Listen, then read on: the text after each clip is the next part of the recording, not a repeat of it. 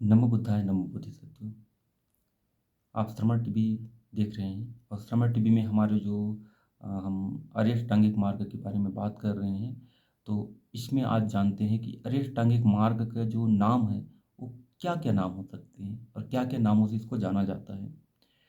तो जब हम भगवान बुद्ध के द्वारा दिया गया ये चार आर्य सत्य है और चार आर्य सत्य में जो दुख का निवारण का मार्ग है उसमें आर्य अष्टांगिक मार्ग आता है।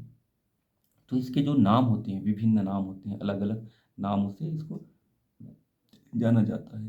तो अष्टांगिक मार्ग बौद्ध धर्म में विभिन्न नामों से इसको जाना जाता है, समझा जाता है। तो इसके क्या क्या नाम हैं हम इसको जानते हैं और उसके क्या मायने होते हैं ये भी जानते हैं। तो पहला होता है अष्टांगिक मार्ग। अष्टांगिक मार्ग क्या है?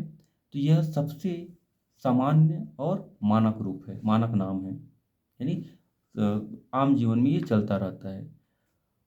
अष्ट आंगिक मार्ग, अष्ट यानी होता है आठ और अंग यानी होता है भाग, मार्ग यानी रास्ता, यानी आठ भागों से मिलकर ये रास्ता बना है, से मिलकर होता है। क्या क्या आठ मार्ग है? सम्यक दृष्टि, सम्यक संकल्प, सम्यक वाणी, सम्यक कर्म, सम्यक आजीविका, सम्यक प्रयास, सम्यक स्मृति, सम्यक समाधि। ये आठ मार्ग होते हैं। ये आठ मार्ग दर्शाता है जो जिसे हम निर्वाण की ओर ले जा सकता है इसको लागू करके। तो यह है अष्टांगिक मार्ग। दूसरा होता है आर्य अष्टांगिक मार्ग। आर्य शब्द इसमें सामने में जुड़ा होता है, पाली भाषा में आर्य कहते हैं। तो आर्य अर्थात होता है उत्तम, श्रेष्ठ और पवित्र। जिसे हम चार आर्य सत्य कौन कौन से? दुख है, दुख का कारण है, दुख का निवारण है और दुख निवारण का मार्ग है। इसके चौथे सत्य के रूप में इसको जाना जाता है। यह नाम इसलिए पवित्र है और बुद्ध के उपदेशों में इसके उच्च स्थान को दर्शाता है, इसलिए इसे आर्य अष्टांगिक मार्ग कहते हैं। पहला अष्टांगिक मार्ग, दूसरा है आर्य अष्टांगिक मार्ग। तीसरा इसका नाम होता है मध्यम मार्ग। मध्यम मार्ग, बुद्ध ने अष्टांगिक मार्ग को मध्यम मार्ग कहा है। क्यों कहा है? क्योंकि वह दो अतियों, जैसे कौन कौन सी थी? भोग और विलास, काम सुख और कठोर तपस्या, कठोर तपस्या में आत्मा और कष्ट, इसके बीच की संतुलन जीवन को अपने मार्ग में बताया है। यह नाम विशेष रूप से बुद्ध के जो उपदेश है, कौन से उपदेश? धम्मचक्र प्रवर्तन सूत्र, इसमें बहुत ज़्यादा इसमें उल्लेखित किया गया है मध्यम मार्ग को। मध्यम मार्ग धम्म धम्मचक्र प्रवर्तन सूत्र में उल्लेखित किया गया है। तीसरा जो चौथा जो मार्ग होता है वो नोबेल मार्ग होता है, जिसको नोबेल पाथ बोलते हैं, फोर नोबेल पाथ। अंग्रेजी अनुवाद में इसे नोबेल एट पाथ कहा जाता है, जो इसकी उत्तम और नैतिक रूपों को दर्शाता है। यह नाम पश्चिम और अंतर्राष्ट्रीय बौद्ध साहित्य में इसको प्रचारित है, क्योंकि इन जो फॉरेनर हो इंग्लिश में ज़्यादा समझते हैं, तो इसको फोर नोबेल पाथ इसको बताया गया है, सॉरी 8 नोबेल पाथ। पांचवा जो मार्ग होता है वो धम्म मार्ग होता है। धम्म मार्ग हम इसको कह सकते हैं। तो कुछ संदर्भ है इसमें, ज़्यादा इसका नाम नहीं, लेकिन कुछ में है कि धम्म का मार्ग इसलिए कहा जाता है और कहा जाता है बुद्ध ने, क्योंकि यह बुद्ध के धम्म, धम्म यानी उपदेश, शिक्षा, ज्ञान, उसके मूलभूत हिस्से हैं।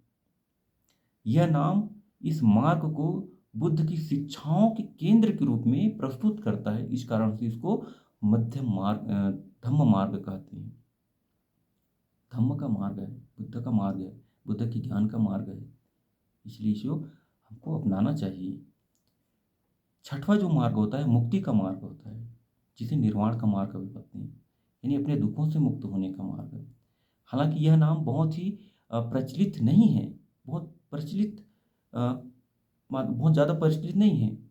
मुक्ति का मार्ग बहुत ज़्यादा नहीं जानते लोग क्या है करके, लेकिन कुछ बौद्ध परंपराओं में इसे मुक्ति या निर्वाण प्राप्ति के लिए उसके मार्ग के रूप में जाना जाता है और संबोधित किया जाता है कि मुक्ति का मार्ग है करके, जो इसके अंतिम लक्ष्य को रेखांकित करता है। यानी मुक्ति का मार्ग, इसके बाद आप मुक्त हो जाओगे, अपनी दुख पीड़ा संताप से निर्वाण को, परम निर्वाण को प्राप्त करोगे। सातवां जो मेन नाम होता है, बहुत ही महत्वपूर्ण नाम, सद्धम्म मार्ग। सद्धम का अर्थ होता है कि सच्चा धर्म, धम्म सच्चा। कुछ पाली ग्रंथों में कुछ पाली ग्रंथों में इस नाम का उपयोग अष्टांगिक मार्ग के लिए किया जाता है।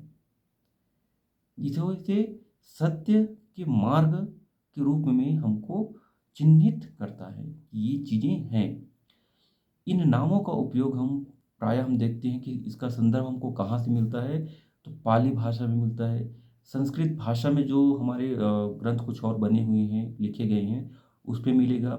कुछ अन्य भाषाओं में जो शास्त्रीय ग्रंथ जो लिखा गया है, पुस्तकें जो लिखी गई है, उसमें भी ये भाषाएं मिल सकती है।